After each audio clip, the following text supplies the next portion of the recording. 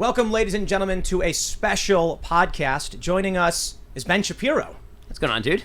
Do you want to introduce yourself? Not that I think you need to, but... Sure. So I'm editor emeritus of the Daily Wire, co-founder of the Daily Wire, host of the Ben Shapiro Show. Some books. That'll do it. Right on. So we're also hanging out with Seamus of Freedom Tunes. Yes, this is actually my first time here with Ben Shapiro instead of just doing his voice for the audience and asking them to close their eyes and imagine that he's here. Right on. And we got Ian Crossland. Hi, everyone. What up?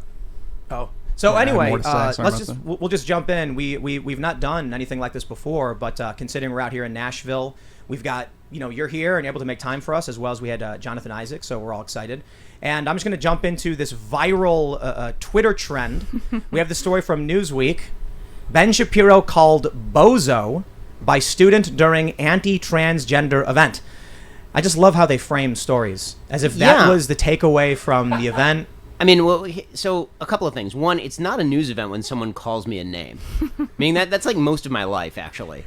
So, right. Including from my children. So, like, being called a bad name is not actually a news event. What actually happened here is, if you watch the entire clip, there's a kid who got up there, and he started by, suggesting that he was a mathematician and a physicist, double major, and he'd won all these awards, and I congratulated him on that. And then he proceeded to spew a bunch of nonsense. And then when he was rebutted on his nonsense, like, he actually accused me of using the DSM-4 as opposed to the DSM-5, which wasn't true. He suggested that I used the language gender identity disorder as opposed to gender dysphoria. That wasn't true. I corrected him. And when he had sort of run out of arguments, then he called me a bozo and then made a reference to that famous video from about a year and a half ago where I read the lyrics to Cardi B's WAP. Yes. Which was hilarious. Thank you. I mean, if you actually watch the 15-minute version, they've only played like the 2-minute version. I will say I'm quite proud of the 15-minute full takedown and breakdown of WAP. It slaps significantly harder than her original version, and frankly, it's pretty funny. It's one of the funniest things I've ever done on the show, and so that's sort of become a meme online. So he started saying this stuff. He started insulting my wife, and I said back to him, I don't really feel like I need to have my masculinity challenged by somebody. Like, I have 3 kids. Like Really, I don't need to talk about my sex life with you. Yeah. And then the takeaway from this, according to the media, was that somebody called me a bozo. Now, the reason that happened is that I've noticed that Twitter plays this game. I trend probably once every 3 weeks on Twitter or so. It really charts out. So the day after the Twitter trend, I'm kind of happy because, 3 weeks until I trend again. Yeah. But the way that it typically works is that there will be a good story that starts to get some traction about me on Twitter, and it won't trend. And then within 24 hours, Twitter will be trending me about something that is either unrelated or recasting of the story. So yesterday, or earlier last week, when this video came out at the beginning, it already had a couple of million views, and it was the full version. It was like a two-minute version that had a couple million views. I think now it has 4 million views online, and a lot of people are talking about it. And then they waited for about 24 hours for somebody to come up with like a 10-second version of the video with just this kid insulting me, and then they trended it with that video. Because the idea is that the story can never be that we had this exchange and this kid came off pretty badly. And if you watch the entire exchange, honestly, I feel bad for him. He came off pretty badly. Well, here's the craziest thing about it.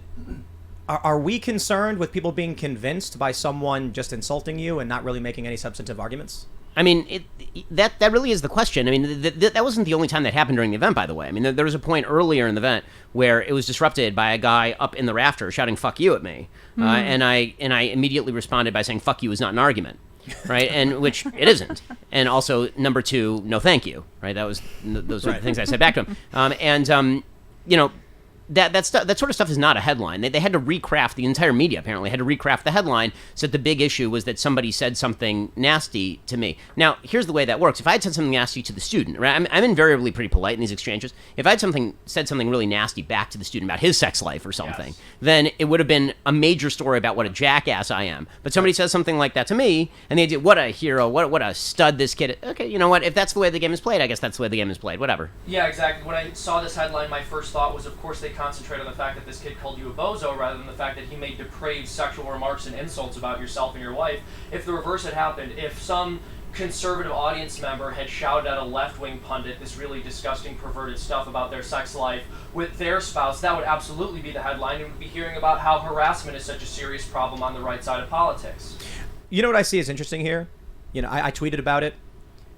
The dude made no argument, as you stated. So I'm thinking, why would he get up there and just insult you well, he wants his friends to hear him. He wants to go home and high-five them. My concern is, does that convince people? Because I have a concern about the future of this country if there are voters convinced by what that guy did. First of all, it was funny when he got up and said, I'm a mathematician and a physicist, so I know I'm right, and then talks about mental health and biology while criticizing you for not being a biologist when neither is he, which you pointed out. I suppose my greater concern is, are we wasting our time trying to have logical arguments with people who are not interested in logical arguments? Yes. I mean, the argument wasn't with him, but the argument is on behalf of the audience. And I think that this is where the media coverage really gets ugly, because the truth is that for the people in the room who may not have been decided, who showed up or who watched it online and who may not have really had an opinion on the issue, if they just watch that entire clip, they're going to come away with, I think, what any sane person would, which is this person really didn't have an argument, and that I was making a large number of arguments, citing data, citing recent studies, and all the rest.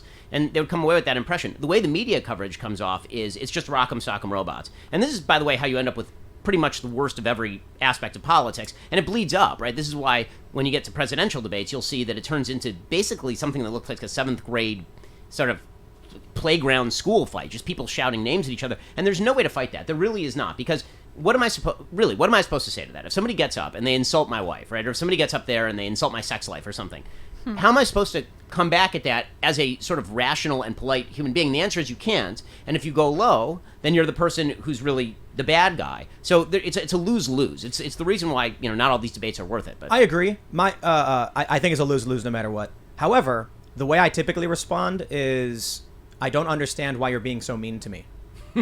So I've actually I've gotten in Facebook arguments, and I'll always try to approach it reasonably, calmly, rationally.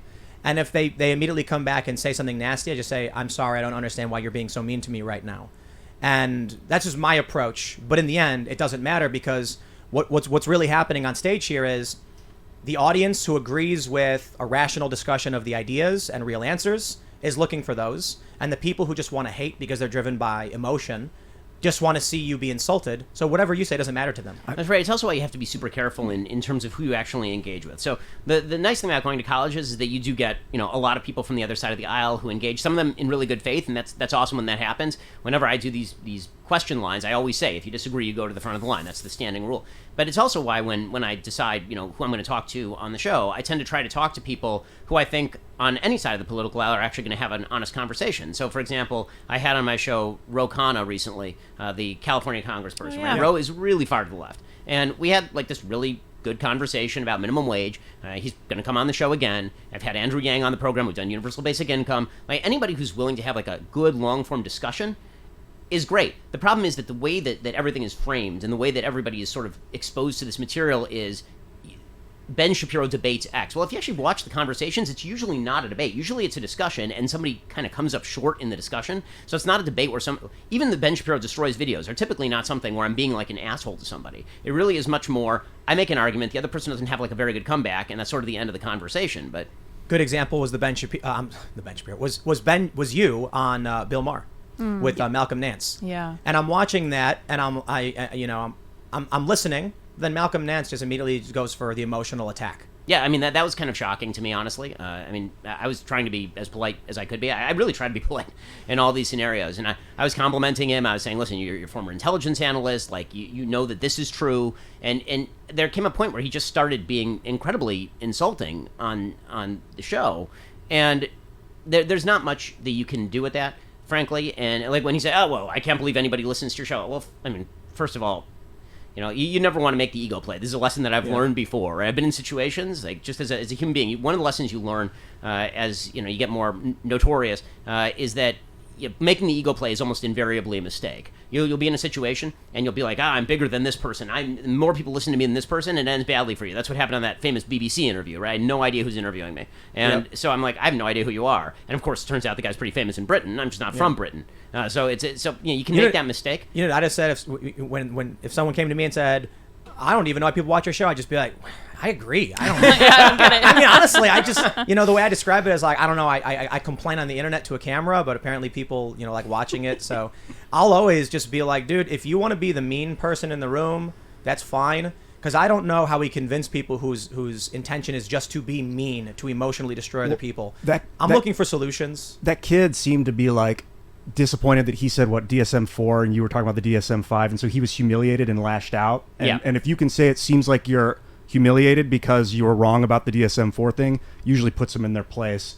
Also, it's kind of you just got to take the humility when you do that, like being on stage and being a performer. Let people rock you and like everybody's breathe seen out your mouth, you know. Everybody's seen your debates, discussions. When you're wrong, you say you're wrong. I try to. I think I'm one of the only public figures in America where I have like a running list on our website of all the stupid and dumb things I've ever said in my entire career, like going all the way back. I've been writing columns, syndicated columns, since I was 17 years old. I'm now 38, so I've been doing this for over 2 decades. And most of the dumb crap that I said was in the first, I would say, quarter of my career, like from the time I was 17 to the time that I was maybe 23, 24. And so I have a whole running list of like every bad tweet that I think that's bad, and I'll say like that was a bad tweet, that was stupid. Here's why I did it. Here's why I was wrong. You try to be a reflective human being, because I think part of being a good human being is trying to be reflective. But when you're a public figure, you also have to balance that out with the fact there are a lot of people who just want you to be destroyed. And so how do you take criticism? You have to have a filter system where people in good faith can come to you and say, you did this wrong, and you really think about it.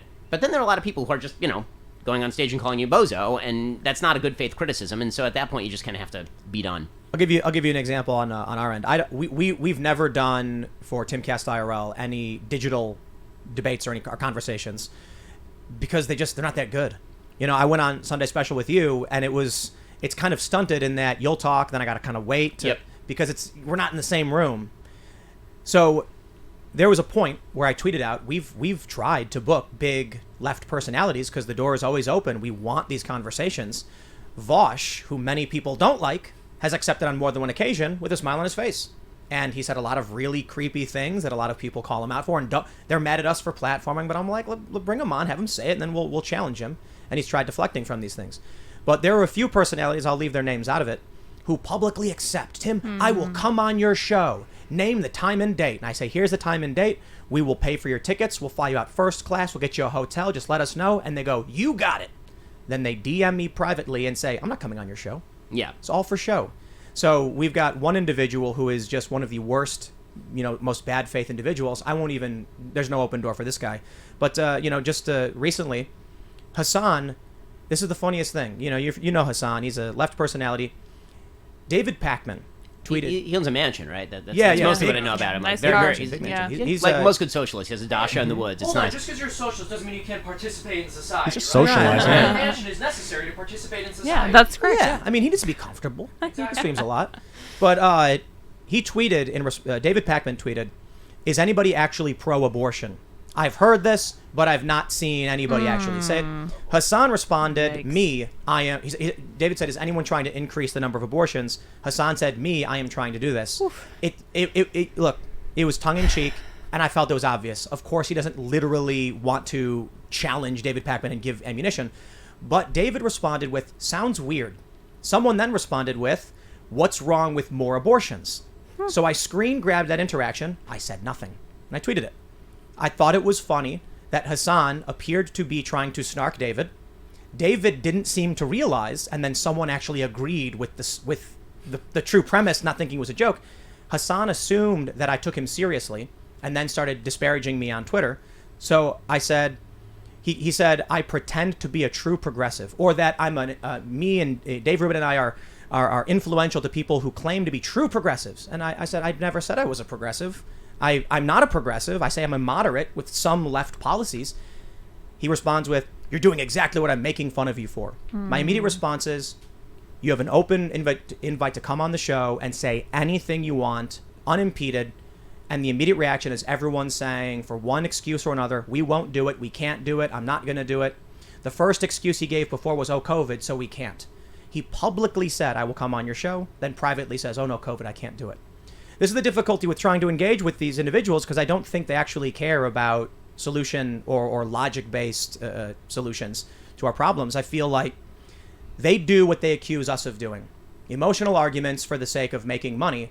And I'm like, if that's the case, why is it that Ben Shapiro is the debate me guy who's trying as hard as he can to have you come and explain all of your ideas, and I'm sitting here saying, I will literally pay for you and first class 5-star hotel so you can tell us your ideas, but it's constantly that side that says we won't do it. Yep, and I think that they also play this game where they act as though if you would like to have a conversation, they get to determine the format of the conversation. The format of the conversation does matter an awful lot. I mean, as you point out, there's a big difference between having somebody in person for something that you do versus doing something via Zoom. This actually is a pretty large-scale thing. It makes a big difference in terms of, are you having a conversation or are you having a debate? If it's a debate, is it something where there's a moderator or is there not a moderator? Is it going to be timed or is it not going to be timed? Because you actually prepare for these things differently. So for me, when I'm preparing for an actual debate, then I actually do research into the person I'm debating. I try to look at everything that they've said. I try to see how they approach an argument so that I know exactly what I'm facing. I treat it like you would a prize fight because you sort of have to go in with that mentality. And then sometimes, it gets pugnacious and sometimes it doesn't, but you have to treat it like that. But you have to know the format going in. And what I find very often is that there's a lot of sandbagging that goes on. And I really try not to sandbag people. When I have people on my show and I say it's just going to be a conversation, it really is just a conversation. I try to give them space to expand on what they're saying. And when I say it's a debate, it should be like a formal debate where there's an actual timer here with somebody with a clock and there's a moderator and somebody asking questions. But failing to distinguish between the two is one way of preventing those good conversations from happening. It's something I also see in the comedic world. I mean, there's this whole school of thought, and mostly existing in the comedic left, where it's the clown nose on, clown nose off routine, and it's really obnoxious. It's the reason why I've said I won't do...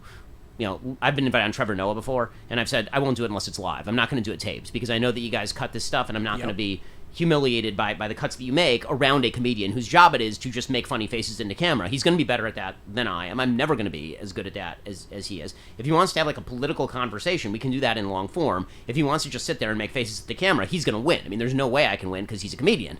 So, exactly. The terms matter. The other thing, too, is with if we're going to have a real discussion, a lot of people, well, I'll just point out, again, not saying certain names, but they do ambushes. They lie. They'll say, yeah, I'll have a conversation with you. Let's do Zoom. And then it's somebody else. Or they've got a chat going, giving them answers and helping them because they're not actually prepared for these real conversations. I have no problem with that. Some people have said they're going to get help from the audience, and I'm like, let the audience help them all. The issue is when I have conversations, I've had I did a conversation with David Pakman before and some other individuals, and the left calls them all debates, and I was like, I never agreed I don't debate people. I don't think I have all the answers. I'll ask questions. I'll tell them what I think. I'll say, oh, I didn't know that. But they're acting like we're all going in to just fight each other. Yeah, that's what I'm wondering. How important is it? How invested percentage on 1 to 100 do you think you should be in your argument when you're taking on an argument? So, I think that it depends on how much you know about the topic, really. So there are certain topics where I just don't know all that much, and so I'm not particularly invested in the argument. When it comes to drugs, I literally, I've never tried them. I don't know that much about them. This is not something where I feel I'm an expert in the subject. So when I'm on Joe Rogan and he's talking about legalization of marijuana, I'm like, well, he knows way more about this than I do, so I'm just going to let it go, right? Or DMT. Well, he knows way more about DMT than I do. But and this is true on a lot of topics. If, however, I'm really deeply invested in a topic and I really feel like I've studied it, then I'll stick to the arguments. But the one thing that I won't do is pretend that I know something that I don't. So you'll see pretty frequently that, in these scenarios, these debate or discussion scenarios, if somebody mentions a study and I don't know the study, I'll just say, I don't know that study. I'm happy to take a look at that study. I'll assume that what you're saying is true. Assuming what you're saying is true, and then I'll ask a question. But, that's just being in this space for a long time. One of the things that you learn, again, it goes back to sort of the ego problem. If you say that you know something that you don't, you are going to get caught with your pants down. That's just the way it's going to work. Do you find that if you're really emotionally invested in something, that it's easier for someone to twist your ego in an argument? Yes.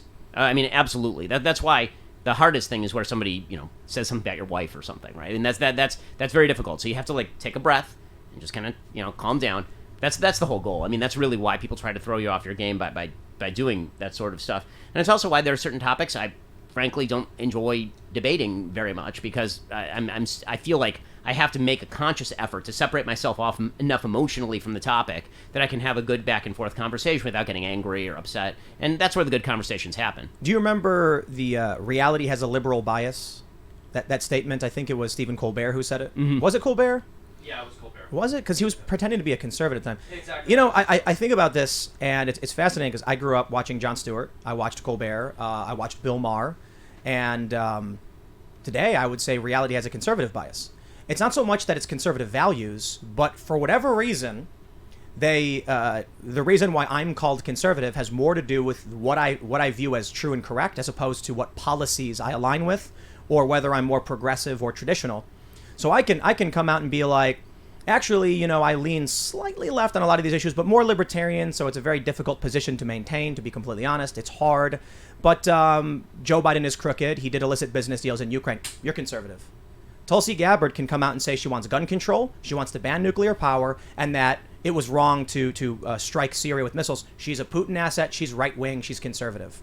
So when I hear someone like Hassan, for instance, say, Tim Pool, you're a right-winger and you know it. I'm like, that doesn't mean anything, dude, because I know right-winger is just what news do you believe.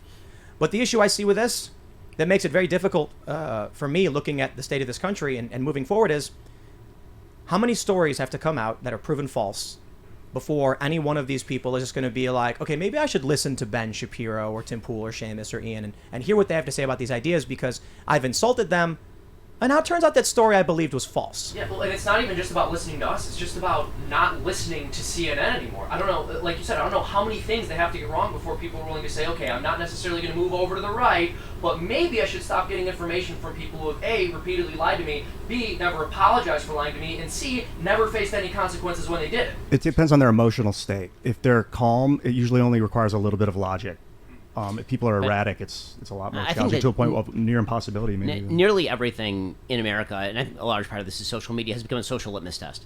Right? You're expected. It's not that you're expected to believe that men can become women and women can be men. You're expected to say it, and you're expected to say it publicly. And this is a litmus test as to whether you're a good person or not. And so the question is, do you want to be accepted in the proper social circles? If you're accepted in the proper social circles, this means that you think that Tim Pool is bad, or you think that he's a right winger, or you think that Ben Shapiro is a rabid right winger who's intolerant of other people's opinions, or these are things that you're expected to say and believe if you wish to be accepted in certain social circles. This is I think that.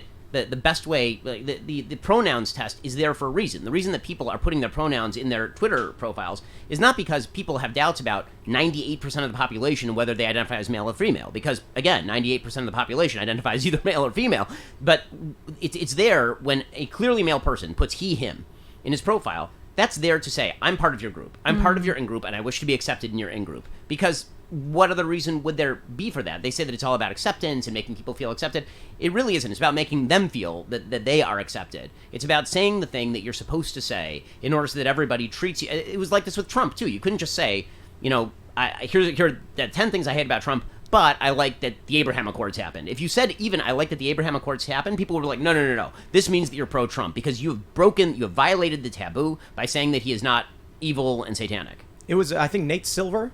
No, I think it was Nate Silver, or it might have been Ezra Klein, one of the two, said they wouldn't even give Trump one good day when he took out the leader of ISIS. Yeah. Just one thing we can all be like, yeah, that dude was a monster. And they were like, nope, it was bad. And that's nauseating. I mean, I want things to improve, but, looking at, say, like the transgender issue in schools, which we can, move into a little bit. I grew up in a very urban Democrat area. I went to public school. I did go to Catholic school for a little bit. I went to public school. I never learned about my teacher's sexuality. I never learned about their private lives. In fact, that was kind of taboo. In a public school on the south side of Chicago, 6th, 7th, 8th grade, and even high school, many of us don't even know our teachers. I can't tell you my teacher's first names. And there's only one circumstance where I learned about my teacher's personal life. Her name changed. Oh, she got married. And she had a picture on her desk. And one day we're leaving, and someone's like, who's that? And she goes, it's my husband. And they were like, oh. And they were like, let's go, kids. And that was the end of it. Now there's some kind of, I bring this up because I grew up in Chicago. Everybody knows. They always bring it up like, oh, Tim says it a lot. Yeah, but I grew up in, a city that's been controlled by Democrats for now, 100 years. And I don't think it's normal what they're trying to claim these teachers are doing to kids. It seems like a new phenomenon. It seems like it crosses a line. And the Wall Street Journal their editorial board wrote about this poll that came out showing that even among Democrats, I think it's 59% of Democrats support Florida's parental rights and education bill. I don't know where they expect to go with this politically, but clearly something is wrong in these schools that goes beyond left or right. But I suppose to wrap this together, you're right wing if you just say, hey, maybe strangers shouldn't talk to my kids about this. That's a conservative position, I guess. Yeah, I mean, I've never seen anything quite as politically inept as trying to turn parents into a voting bloc. It's an unbelievable thing. I mean, there are 63.1 million people in the United States who have a kid in their house under the age of 18. And you're turning those people into a massive voter bloc, which has never happened really before in American life. You had like security moms in 2004. That wasn't the same thing. It wasn't like we are actively targeting parents and saying that parents are indoctrinating their kids, so we have to counter-indoctrinate their kids so that we can make sure that these are tolerant and diverse little people who accept and approve of our ways of life. If you're seeking approval from a child, you're doing it all wrong. I mean, the entire idea of being a parent, I have 3 kids, the entire idea of being a parent is that kids are small monsters and then you civilize them over the course of time. Yes. I mean, they're very cute, they're very innocent, and they're also monsters, right? They're like the worst people ever, who are also incredibly cute and wonderful. They demand things from you all the time. They have no sense of propriety. They have no sense of logic. And your job is to civilize them and to make them better people over the course of time. Instead, we as a society are now a bunch of adults who are acting like children, and they expect the children to validate their points of view. I mean, what you're saying is entirely correct. I mean, I went to school in Los Angeles. I was in public school for, I would say, about half of my education. So I was in public school for elementary and then part of middle school. And same thing. I mean, I don't remember learning about the private lives of my teachers. I'm sure I had teachers who were gay. There's one in particular who I'm sure was a gay man. And that never came up in class, because why would it? And by the way, if he had put a picture of him and his husband on his desk, and then somebody had asked about it, then the proper response would be, you should go talk to your parents about it. This is a controversial social issue. Go home, talk to your parents about it. It really isn't my place to say. I'm a social studies teacher. I'm a history teacher. I'm a math teacher. Like, why is this? I have no idea why any of this is remotely controversial, except that the left believes that they have to cram down their point of view on everyone. And so if you're going to be imperialistic about my kids, you can't expect me to sit there and just take that. I think it has a lot to do with that. When it comes to the birth rate, conservatives have more kids, liberals don't, and this means in 20 years, conservatives are going to keep gaining more political power while the left loses it. But I wanted to ask you, when you were growing up, you were religious. We became fully religious when I was about 11. So I remember eating at KFC. Yeah. I mean, okay. Yeah. So do you think that helped you? Like, I read a bit about your backstory. You skipped several grades. You seem to have worked very, very hard. You played an instrument.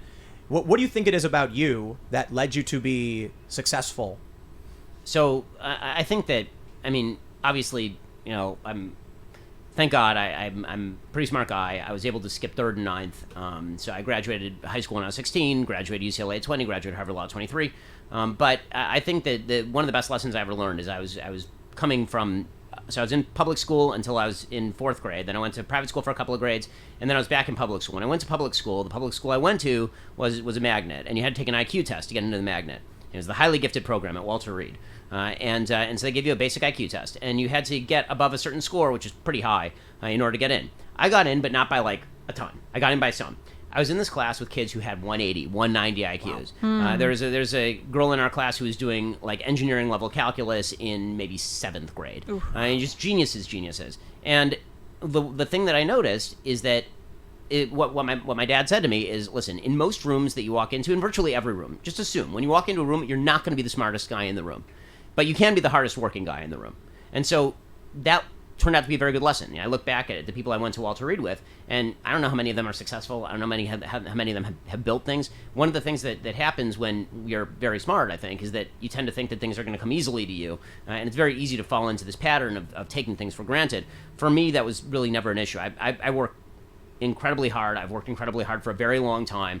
Every spare moment, I mean, my staff can tell you basically every spare moment, I'm reading, I'm writing, like literally all the time.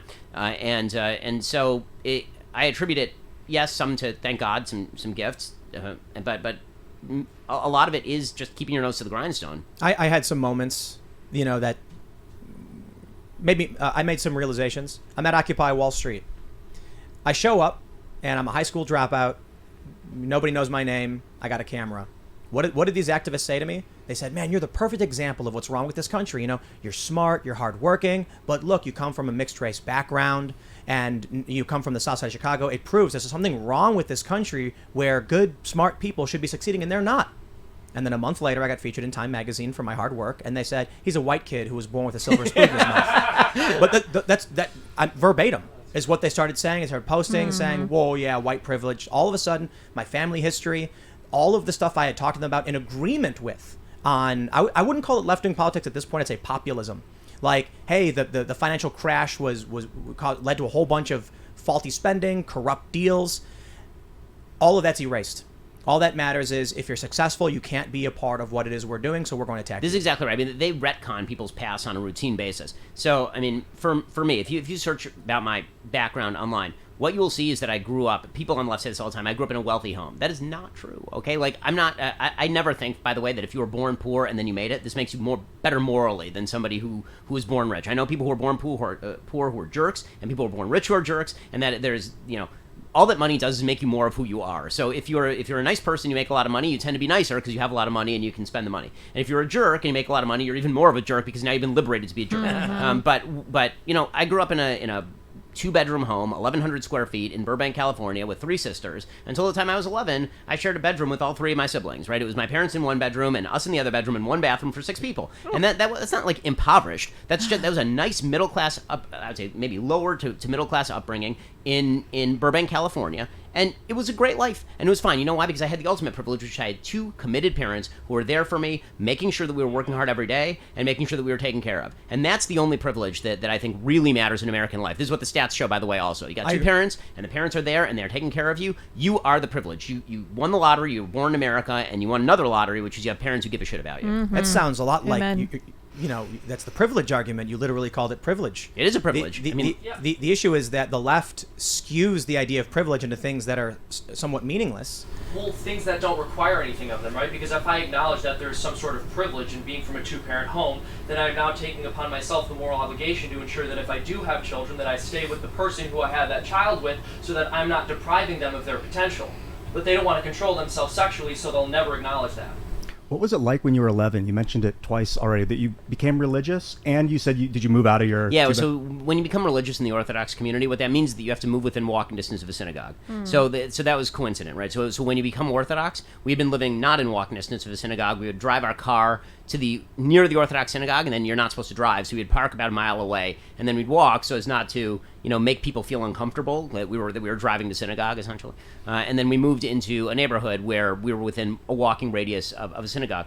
But yeah, it was, I thought it was great. I love living in the Orthodox community. I think community is massively important. I think it's the main thing that's been lost in American life. I think the nationalization of media has destroyed a lot of the feeling of local community. The ties that I have with my neighbors and the community where I live, it's one of the most important things in my life. It's one of the most important things for my kids. And I'm very fearful of the destruction of local institutions on behalf of national and international institutions that are seeking to dissolve the societal bonds that actually matter the most. The stuff you care about is the stuff with your neighbors, not the stuff that you do on Facebook with some moron. About how much time do you think you have left? I don't want to keep you too long. We've been going for about half an hour. A couple more minutes, maybe. So I wanted to give Ian a chance to ask you about climate change because in one of the viral videos I saw of you speaking, you said these climate change stats and predictions don't take into consideration mitigation factors.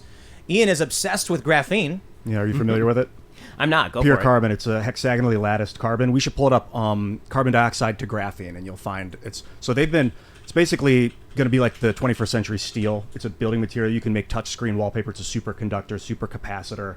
It can be lightweight. You can mix it with lots of different materials too, and make all sorts of crazy alloys and things. So you can deposit it from carbon dioxide. And you talked about mitigating factors with climate change and how scientific models tend to project without assuming that anything is going to change. Right.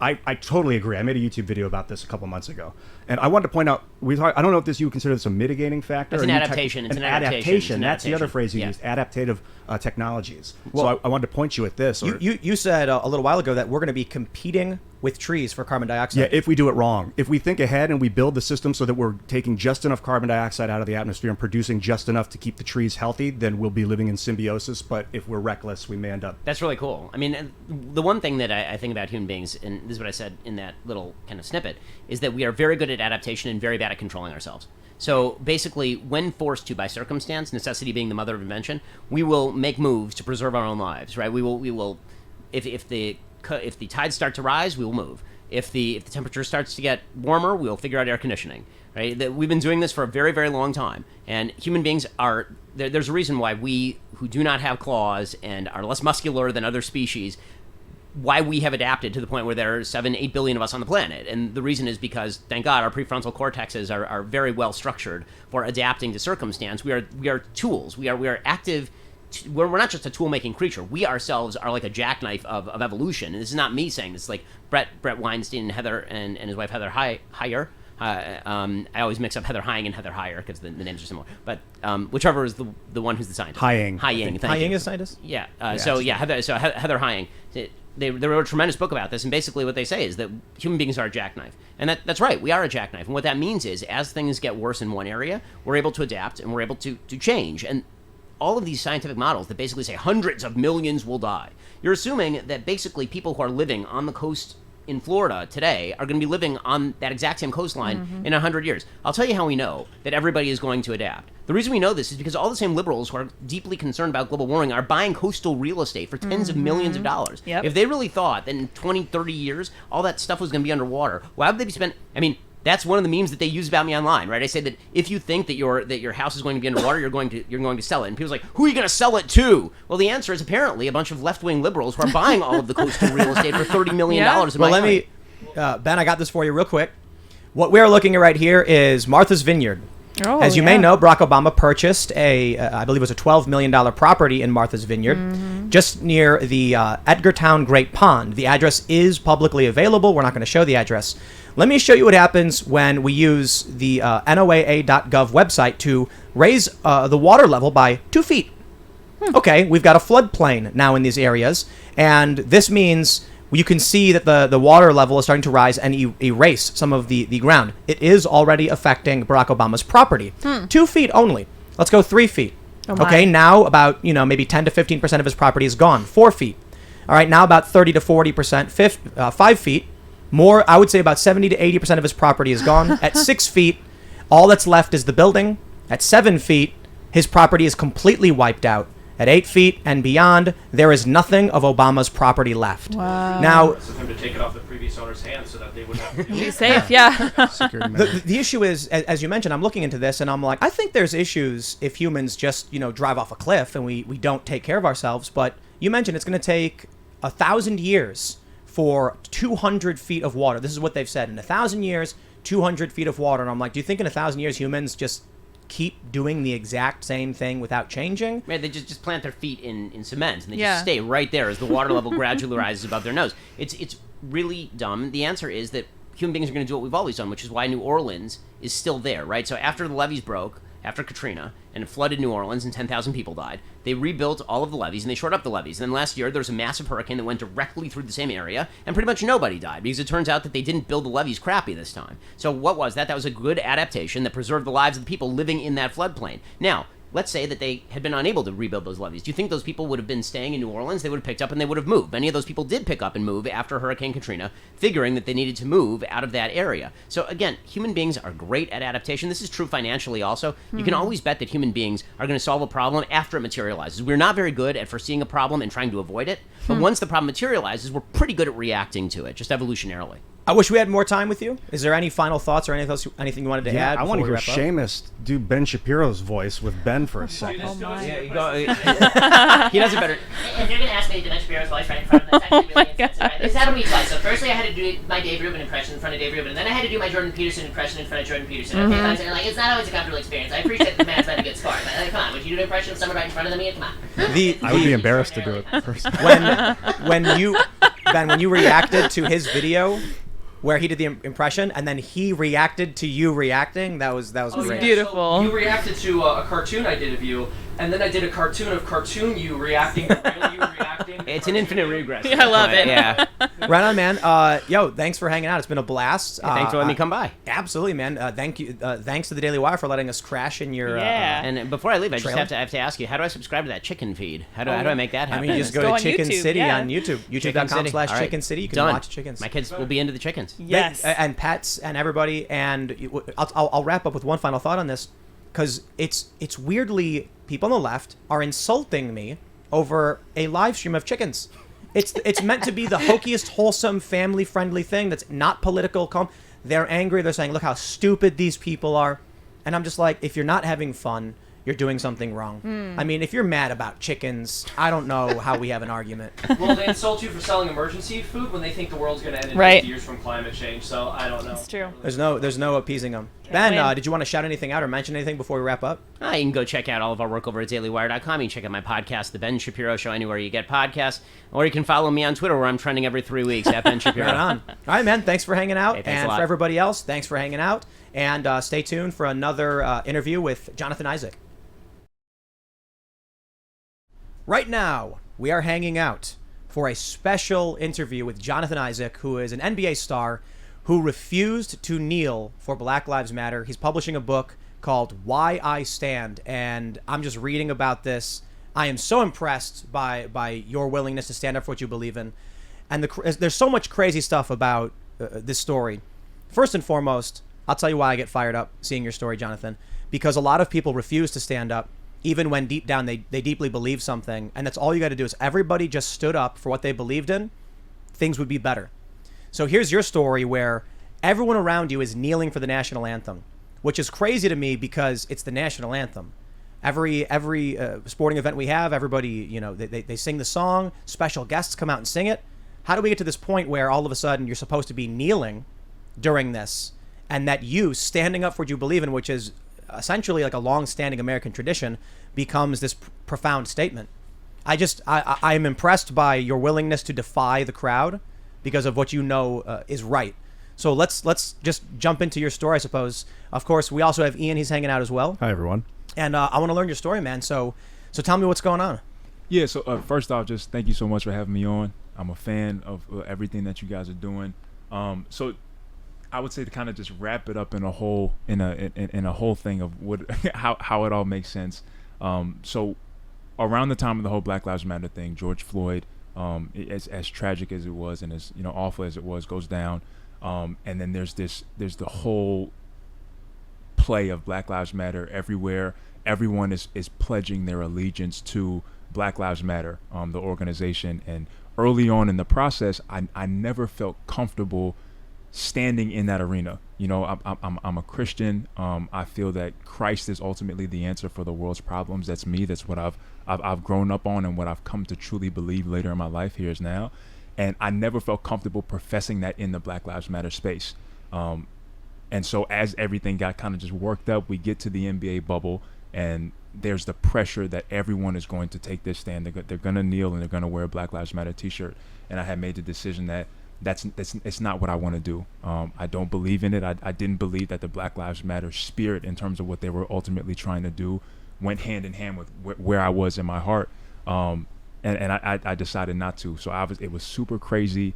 A bunch of people feeling the way that they felt about me deciding to stand came out, and we get to the point we are now about writing this book about the story of why I stood, the backstory of who Jonathan Isaac is, what has gone on in his life to get to this point of standing and offering that as the remedy to the situation we find ourselves in now. Isn't it crazy that it was several years ago, Colin Kaepernick, he kneels and he gets criticism for it, and we're in this moment where like, oh, you can't do that. Now it's inverted. Now everybody's kneeling, and you're standing up like, I'm not going to kneel for this. And now there's a story behind standing up and refusing to bend with the crowd. It's interesting in how this trend quickly swept across sports. And to that point, when Colin Kaepernick did kneel, the NBA itself, we had a team meeting, we had everything, and they said, you're not allowed to kneel.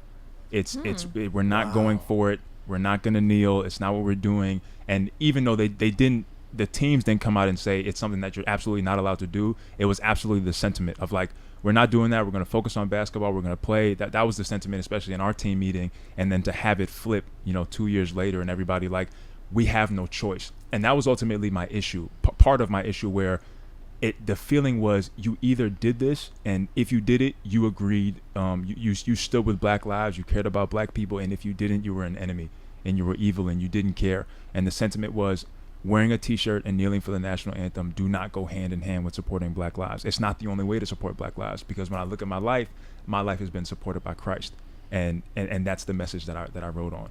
So tell me a little your quick life story, I guess, how you came to be in the NBA. What was it like growing up for you? So I grew up in Bronx, New York. Family was super Christian. We were in church all the time. My dad was super into it. I got into basketball when I left New York and moved to Florida when my parents had split up. There I started playing, organized basketball, AAU, started falling in love with the game, really finding my identity in the game, getting liked, getting cared about, having people gravitate around me because of basketball. So I started to really just fall in love with it and worked extremely, extremely hard at it. Went to Florida State for a year, got drafted, and ended up in Orlando. So when you were growing up, how would you describe your experience? And I'm asking you from the context of Black Lives Matter, right? So you're a young black kid growing up in the Bronx playing basketball, and we hear this narrative from BLM that this country is racist, white privilege, all that stuff. Considering that you didn't take a knee for it, I'm curious as to your thoughts based on your life experience about the general narrative from Black Lives Matter, not the underlying politics, which we know gets deeper, but yeah. So I would say there's two parts to that. I would say, growing up in New York, it was definitely something that we were taught about. You know, as kids, you know, there's certain things that you want to watch out for. You want to make sure you're respectable to police. You want to make sure you're not out here causing any trouble. But my family household was definitely, I would say, unspokenly on a conservative trend in terms of work really hard, compete in the workplace, compete in what you're doing, become the best that you can be, and ultimately that God is going to take care of the rest. If you trust in God, you're going to get to exactly where you need to be, where you're supposed to be, and there's not an outside pressure that can take away from that. There's not something that trumps God being in your life and ultimately guiding you into where you're supposed to be. And then when it comes to Black Lives Matter, it's the sentiment that the only problem when it comes to black inequality is racism. And that's ultimately, not ultimately, but a part of what I would say I reject. So I don't know if you guys have seen, I'm sure you guys have the Jordan Peterson interview with, what was her name? I just had her name in my head. Kathy Newman? Kathy Newman. Oh, right. And what he's trying to get across to her is that it's the notion that sexism is the only reason why there's inequality in pay between women and men. And does it account for something? Yes, but is it everything? No. And I would say the strand of the Black Lives Matter is to teach you or to get you to believe that racism is the only reason for inequality between black and whites. They actually, it's I think Ibram X. Kendi, he says, it's not a question of did racism happen, it's how did racism manifest. That is to say, in any circumstance, there's always racism present. And to me, that's a crazy thought. But it also forces people, I think what it ends up doing, this narrative that we see from critical race theory and Black Lives Matter, is you're basically telling people success is out of your reach due to things you can't control. But that's just not true. You can succeed if you work hard. And I think you're an example of that. Yeah, for sure. Like, you know, putting in the work to become an NBA basketball player, grinding every day, and just almost the work being in my hands, it being my job and my duty to go out there and work to become who I want to be. And I even want to say, the overarching theme in the book is love. It's saying that as I've become the man that I am today and growing in the love that God has for me and walking that out, I'm believing that if we could truly love each other, black, white, indifferent, over our deficiencies or what we do wrong, the destructiveness of both sides, we could get ahead. And so the book is saying that because of, I'm going to show you how Christ's love has been manifested in my life, and I believe that that love is going to be what really changes the world for the better. What's the book called? Why I Stand. When did you finish writing it? We finished writing it. Shoot, that's a good question. I would say towards the what month is it now? April. I would say towards the beginning of this year. So around December, January. How long did you spend writing it? About a year. Wow. I can't write a book, man. I don't know how people do it. Yeah, did you have other people helping you write it? I had another person help me write it, Amy. She's fantastic. She helped me write it, but just we had time. So a part of the, you know, kind of the blessing in disguise from the injury is that I had downtime to just focus on my rehab and work through this book. What was the injury? I tore my ACL. Okay. Oh. Yeah, I think I had an MCL tear at some point. You told me earlier that you got injured, and I was like, oh, okay, well, we'll hear about that. An ACL tear. Yeah. Was that on the side of the knee or something? Right in the middle, right? Right in the middle. Right in the middle. I've been skateboarding my whole life, and the ACL tear is the dreaded injury. But it's definitely a lot different than what it used to be in terms of, you know, obviously back then in the day, you hear ACL and it's like, oh my gosh, it's the most dreaded thing. But, you know, where we are today, you know, you get about a year and some change and you're good. You get like the PRP injections, the platelet-rich plasma. We didn't do that, but you know, the whole thing is it's good now. We're pretty much ready to roll into next season. So, it's Colin Kaepernick experiences a big backlash when he takes a knee. I'm wondering if now that the narrative's kind of inverted, and you're the only one, you know, standing up, basically, are you getting flack from other players? Are you getting anger from activists? Are they mad at you? I would say, yeah, it's definitely a part of it. There's a little part in the book where I talk about directly after I stood. and there was a whole team meeting that I got kind of pulled into, and it was about me and my decision to stand, and that I was hijacking the narrative of what they were trying to accomplish, and ultimately what the sentiment was there for me is that I respected your decision to kneel. When we had that team meeting and we said this is what we're gonna do, I didn't say, well, why the heck are you guys doing that? Give me your reason and everything like that. But that's all that I wanted in return. So we were able to walk away from that meeting. So do you consider yourself conservative, right wing? I would consider myself. I've tried my best to allow my Christianity to guide my principles and ultimately what it is that I believe. I believe in the love of Christ. I believe in obviously the tenets of the Bible and what it teaches, and I think that it's definitely caused me to lean on the conservative side on a lot of those different issues. But I wouldn't come out right saying I'm conservative, I'm Republican. To me, it kind of feels like we're seeing a lot more intolerance from the left, I guess, as you'd call it, however you want to define it, in that you say, I respect your decision to kneel, do your thing. They get mad at you for not doing it. Right. And we see similar things in a lot of different facets. We often see, in terms of guns, in blue states where I understand they got high gun crime and they want to try and solve that. Okay, fine. But then why do you want a law over red states where it's rural and very different? It seems like there's constantly you got to live this way. You got to do what we want to do. And it used to be when I was younger, at least the perspective was that the right was more like that, more moral authoritarian. Now It's kind of flipped. And I'm sitting here talking to people at the Daily Wire, more conservatives, who are very much like, I disagree with you, but pursue your happiness, do your thing. Yeah, absolutely. I think there's definitely a trend on the left that is like, we are so tolerant. We're not authoritarian, but it really is the complete opposite, where we want you to be tolerant towards us, but we don't have to be tolerant towards you. And so that's definitely the strain that's coming out of the left. And you're not telling people they got to stand or anything like that. You're just doing your thing. You're staying true to yourself. Absolutely. It was projected to be a symbol. It was projected to be us kneeling and wearing this T-shirt. We're symbolizing support for Black lives. But when it's a symbol, everybody doesn't have to go along with your symbol. Once it becomes you have to do this, then it's no longer a symbol, in my opinion. It's a command, and that is what I was rejecting. So by standing, was this more a statement in support of the pledge, or was it just a statement not in support of Black Lives Matter?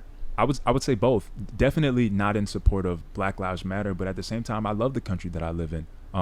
The one of the things that we're taught in church all the time is that you haven't done everything right, but you haven't done everything wrong either in terms of striving to be better. And I think that that's a sentiment that's lost when it comes to America. I love to live in America, the freedoms that we've been granted, and obviously everything hasn't been done right in terms of the history, but everything hasn't been done wrong either in terms of taking the steps for us to help progress and get to where we are today. Yeah, when it comes to terms of like racism and systemic racism with BLM and things like that, I think we talk a lot about this actually on the show. The history of like slavery in the United States was like an African slave trade. So the people that came over happened to have that skin color, but it was just those were the slaves that were brought. They could have been from Ireland, they could have been from wherever, Middle East or whatever, but so the ancestors of those people, it's like a class issue. Like the great-grandfathers of the great-grandchildren of slaves, the family wealth that's passed down is there's not a lot of wealth passed down because or education maybe isn't passed down because a lot of times your parents will be the ones that teach you when you're young. And so it's misrepresented as a racial issue when it's more of like a class issue that happens to be those people from that place. And so to say that it's the skin color that causes it just drives me insane. I don't know if you agree with that or what. I would say it's both. I think it's definitely a class issue, but especially when you get into the Jim Crow era, and that it definitely became much about the skin color of like black versus white and hating blackness in a sense for sure. So I would say it's both. I would say as it is today in terms of definitely the tone of hating blackness has decreased, and now it has definitely become more of a class issue. And if we're able to kind of break down those barriers of education, to me getting back to God in the first place, we can see a huge increase. And that's also in the different people that are dark skinned that are over in America today, the West Indians, the Nigerians that come over and do really, really well. If we could adopt some of those family principles, education principles, along with, like I said, for me, the biggest point is getting back to Christ in the first place. I think we could see much more progress than we've seen other than beating the racism horse. I completely agree with how you put it. I think when you look at the past, there was absolutely racism. It was absolutely, somebody would look at someone, see what the color of their skin, and immediately just be like, I have a problem with that. Today, there's elements of that, absolutely. People are racist. But I always tell people at this point, it's a class issue. I do think, in my view on this, and maybe I'm wrong, but because of the historical racism that we saw with slavery, through Jim Crow and all that, you've got less generational wealth that's passed down, right, which results in a pronounced class issue today. But we've passed a bunch of these laws to make all of the race-based stuff illegal. What scares me is I feel like we made a tremendous amount of progress from the 60s and the 70s and the 80s. Not perfect, but we've done a great job. It is illegal to discriminate on the basis of race in, say, housing or whatever, or school. But now we're actually seeing, there was an article I saw earlier about a woman, a white progressive liberal woman, saying segregated classrooms are a good thing. And I'm like, that kind of sounds like going backwards, and it's part of the problem. Like, I want people all to hang out together and be comfortable hanging out with each other and being happy with each other. Her argument was white people have white-only spaces by default because there's so many white people, they'll go into a room and it's only white people, and that's not fair to black people. So there should be spaces that don't allow white people. And I'm like, no, I mean, like, I get it if it's a private thing and you want to hang out and do whatever you want, sure. That the Klan can have their rallies, whatever. I don't like that. Like, I'm not going to hang out with those people. But in public institutions and public accommodation, I actually enjoy being with people from various backgrounds. I don't understand how they're the ones claiming they're arguing for diversity while simultaneously trying to put forward these things that create, like, POC and non-POC spaces. Did you see it's hilarious, the video? I don't know who put it out, some comedian, but he's pretty much conflating the similarities between the racist and the woke. Oh, yeah, Ryan Long. He's a friend of ours, yeah. And the sentiment of that is even take the justice, the lady justice that just got nominated, Ketanji Brown. It's like with this narrative of it's impossible to get ahead, it's impossible to be black and have opportunities and stuff. Here you have someone, you may not agree with their ideology or anything, somebody who has ascended to the highest court. It's like it doesn't make sense. It doesn't complete. And if racism was such an issue, it didn't prevail in that case. Well, I mean, look at Thurgood Marshall, for instance. I believe he was the first black Supreme Court justice, and this was back, the 60s, I think? Yeah. Then you have Clarence Thomas.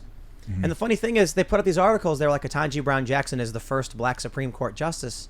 And I'm like, Clarence Thomas is still alive. He's still here.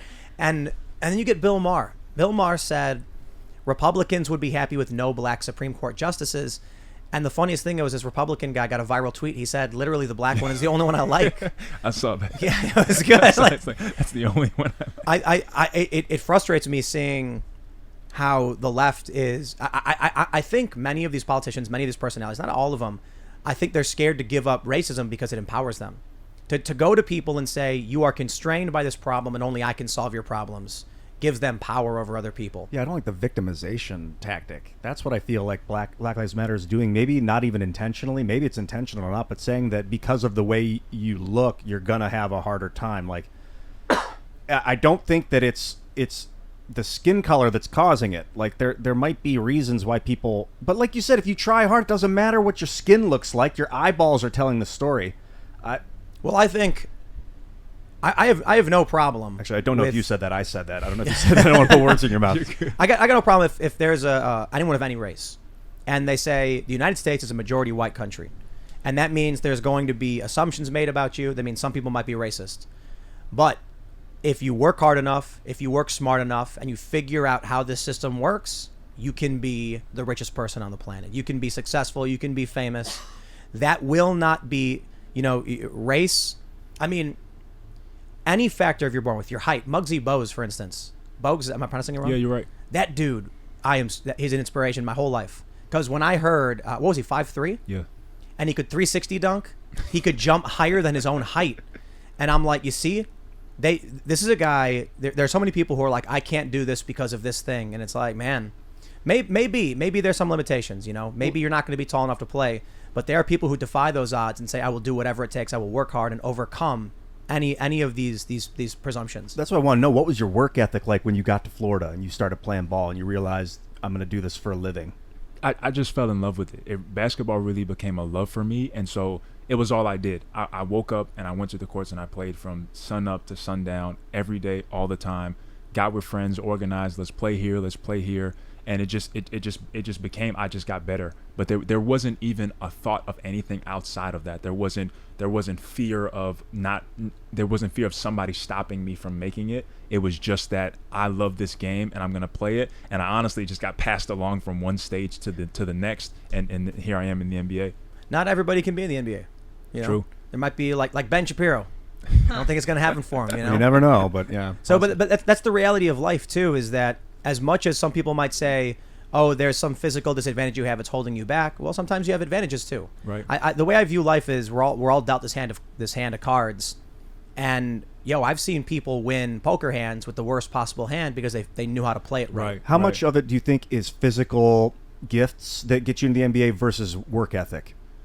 I would say it's a lot of things in a whole. It's absolutely, if you average out NBA players, we are a specific build, we are a specific height across the board. And in that same group of guys, you also have probably the hardest working guys who have kind of risen to the top in their different fields or different positions and stuff in different places in the country, and their physicality goes in that as well. But then there's another piece in terms of just mentality, being able to block out the noise, being able to block out the distractions, being able to focus in on this one thing really hard. It's like the NBA is a culmination of all those different things in guys that are different heights, come from different places. They're usually the hardest working guys with the best attributes and the best mentality that have got them to that place. Do you think other players, so you're standing, I see this photo of these other guys kneeling, do they all support Black Lives Matter? I would say no. I would say, and I would say that because of the sentiment. When we had that conversation about what it is that we're going to do in terms of are we going to kneel or are we going to stand, it wasn't that everyone was saying, man, I care so much about this issue and I'm so in line with the Black Lives Matter movement that I want to kneel. That was definitely the sentiment from a couple guys, but the rest of them was that we don't have a choice. It was that either you do this or you do not care about black people. The first question that I got asked after I stood in the press conference was, do you even believe that Black Lives Matter? And I'm like, and I'm thinking in my head, like you're a part of the problem. You're a part of the problem because in your mind you're conflating a T-shirt and kneeling for the national anthem with the very care for Black lives. And to me, they don't go together. What was who asked you that? I don't remember the reporter's name. Like probably some white woman, I imagine. No, she wasn't white, but it was a woman. But I'm pretty sure she was a black woman. But it was just the first question out of the gate. You didn't kneel. You didn't wear a T-shirt. Do you even care? How crazy! This blows my mind. You're black. Exactly. How could you ask somebody that? Like Candace Owens, they say that she's they tell us that only white people can be racist. Then they tell us Candace Owens is a white supremacist, and I'm just like, I don't want to hear it, man. I want to hang out with people. I think people are cool people. I don't think race it determines whether someone's cool or not. I think some people are cool and some people are bad people. There's bad white people, bad Mexican people, bad Asian people, bad black people. There's good black people. There's good Asians. There's just because people are all different types. What really, really bugs me about the whole thing we've seen in the past several years of the rise of critical race theory is the hyper focus on race. And, specifically in this example, if you don't take an action in support of a brand, of a nonprofit, it's a statement about your morals as pertaining to a racial group of people. And that's exactly that's exactly what it was. Where because of the name Black Lives Matter, you forget that it is in support of an organization. And organizations have ethos, they have ideologies, and now you have the same organization going and buying a $6 million house. So it's like when something as tragic as a George Floyd happens, and they're able to put out this phrase or this slogan that says Black Lives Matter, it's like, how could you not jump on board in this? Of course Black Lives Matter. Of course this was a terrible moment in time of a black man being killed. Cops racist or not, it was awful. But everybody agrees with that. So it's like you distance yourself from the organization and just come through with the phrase that everybody agrees with. And that was ultimately, I'm thinking about the organization. I'm thinking about what the organization stands for. I'm thinking about that the organization is against God and against family and against all these different things. That's not something that I can support. They are. They had on their website disrupting the nuclear family. That to me, I personally believe in God. I was Catholic a little bit growing up, but I don't consider myself religious, like theistic. I just believe that there is a God is the simplest way to explain it. But I also recognize the importance of some kind of faith for people. And without that, they turn to tribalist, critical race theory. They try and find purpose somewhere, and they get this weird facsimile of it. I also think that family is extremely important. I had two parents. I grew up in a house with two loving parents who helped me become a better person, and I think that's a major advantage.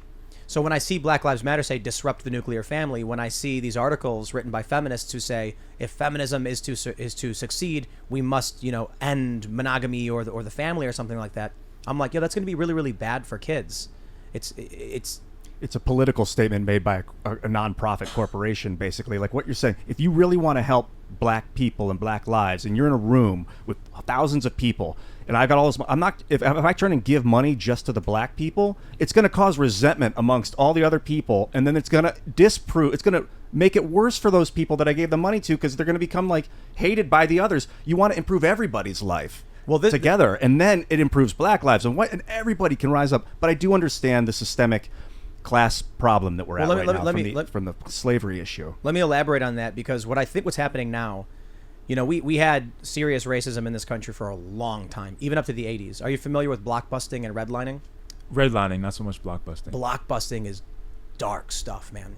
So what would happen is a real estate company would go to a white neighborhood, buy a house, and then move a black family in. They would then go door to door to the white families and say, oh, look who just moved in. Your property value is going to go down now. You better sell to us before it's too late.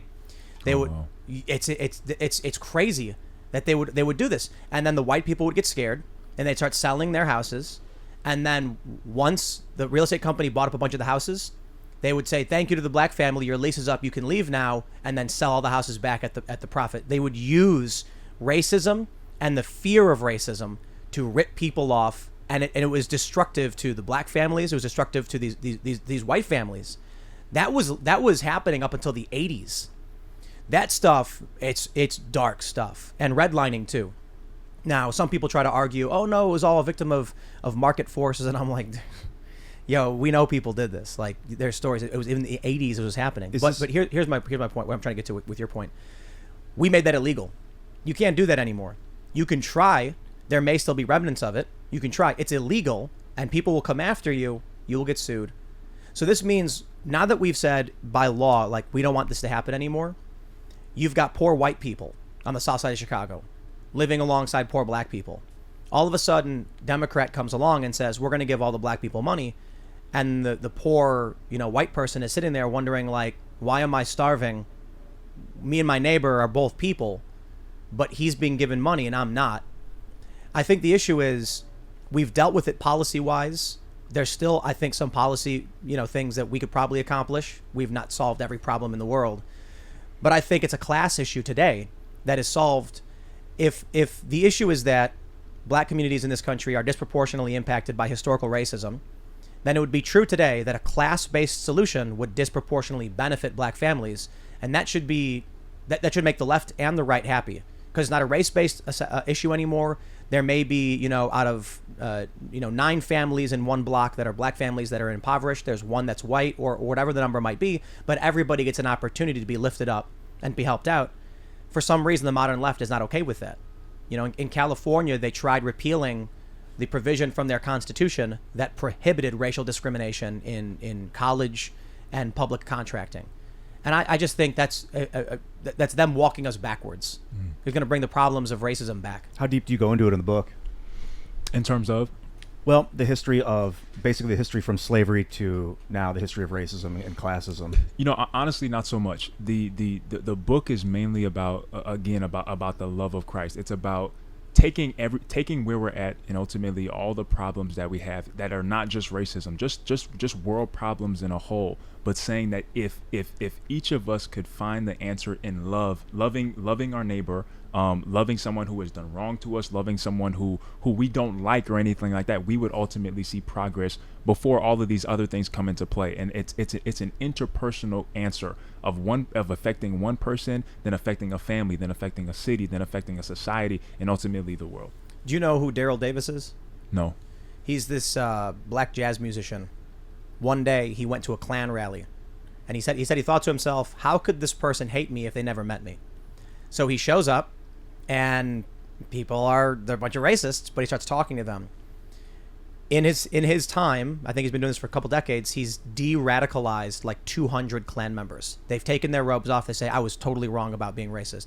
He didn't do it by starting a movement, waving flags. He didn't do it by going on TV and making demands of government. He did it by going to an individual person and saying, hey, I'm Daryl, nice to meet you. And he tells these stories. One of these stories is amazing. He's hanging out with this like high-ranking Klan member, and then it turns out this Klan member is a huge rock and roll fan. Well, Daryl's his blues musician who's got connections, and he's like, oh yeah, that famous Cadillac you really like? Yeah, I know the guys who have it. You want to take a ride in it? You want to sit down in it and check it out? And he's like, oh, are you kidding me? It's a dream come true. And he's like, come with me, man. And then this guy's like, all of these things they told me about race and racism was not true. Daryl's a great guy who's a good friend of mine. Just by being friends, talking to these people, he made them not racist. Right.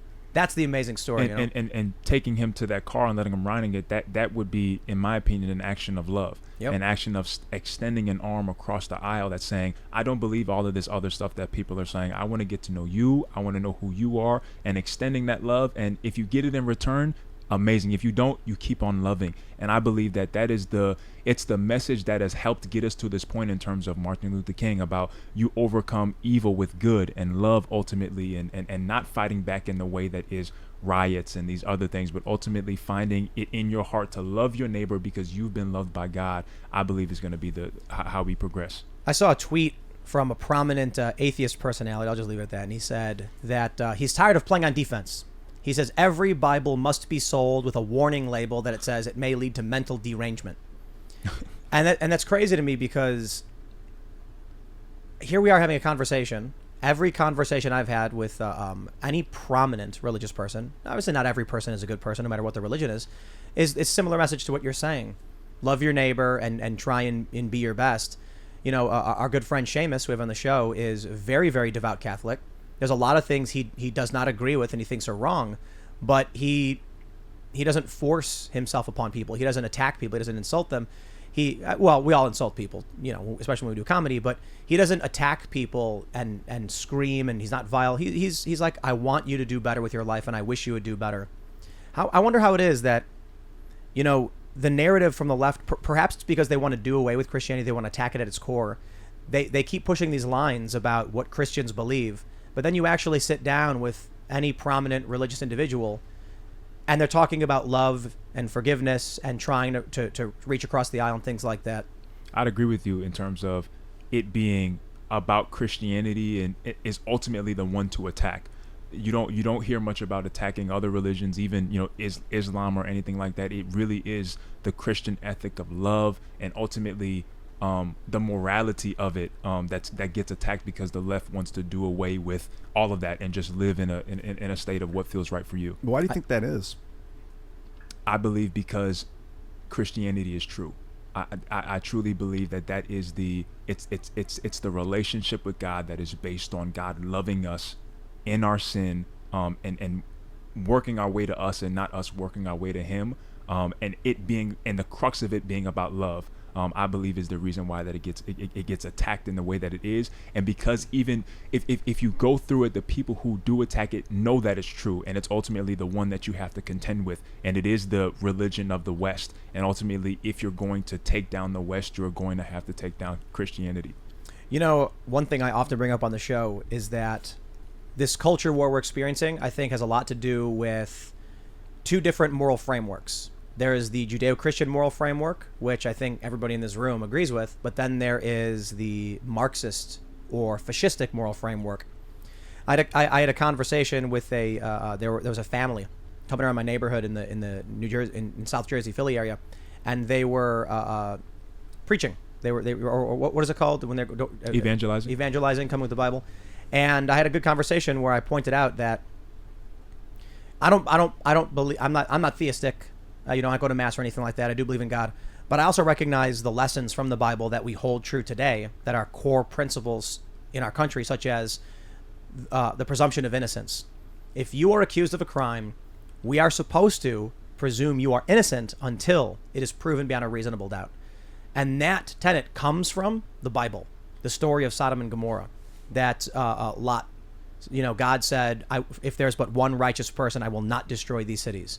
And it was only after the righteous people who were all saved from the cities did God, when he rained fire and brimstone out around Sodom and Gomorrah.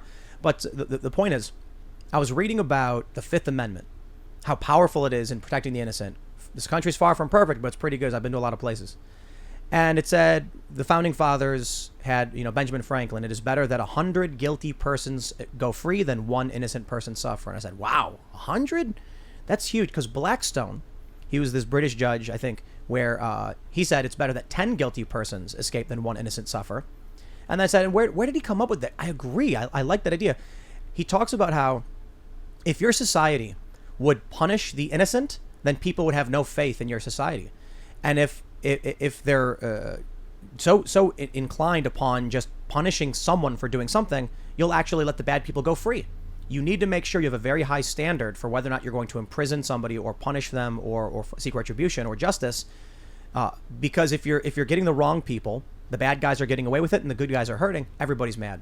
But that idea came from the Bible. And often law is not good. So in times of evil law, you need to let the criminals go free because they're the good people. Like in Nazi, you can claim all sorts of times that law has been twisted. Exactly. That's crazy.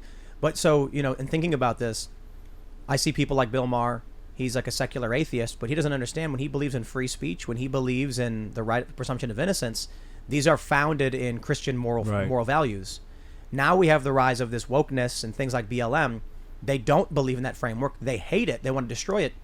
They abide by, typically, the ethos of there is no truth but power, where they think that if we get enough people to say it, it will just be true, and that's all that matters. I'm a big fan of take care of yourself before you attempt to take care of your neighbor. Take the plank out of your own eye before you attempt to take the speck of dust out of your neighbor's or something like that. Do you have I think that's incredibly valuable now. Jordan Peterson talks about cleaning your room. Take care of yourself right now. Now is the time. Do you have a favorite tenet in Christianity? Well, I'll just start off by saying to your point about how much of the Judeo-Christian ethic is baked into everything in the West, and it's almost like to attack it is to very attack the foundations of society itself. Maybe on purpose. Maybe on purpose for sure. But I say probably my favorite tenet is you do unto others how you would want to be done unto yourself. And I think that it speaks to the very crux of a human being in terms of the way you want to be treated, the way you want to see things happen in your own life. You give that to someone else, and ultimately you'll create a society that wants to be lived in. And I think that idea is rooted in the belief there's something outside of you. There's something bigger than you. That another person exists. They have inalienable rights the same as I do. When you understand that, you try to do better by other people to the best of your abilities. But then I look at a lot of what's happening with Black Lives Matter and this activism, and it's very narcissistic. Individuals who are going to smash up a window or set fire to a building or hurt someone because they don't care about what they're doing to others. They don't believe what you just said. Because you know for a fact that these people who are smashing windows would freak out and be angry if someone smashed their window. They don't want their window smashed. Right. It's almost like they don't care about what exists outside of them. Right.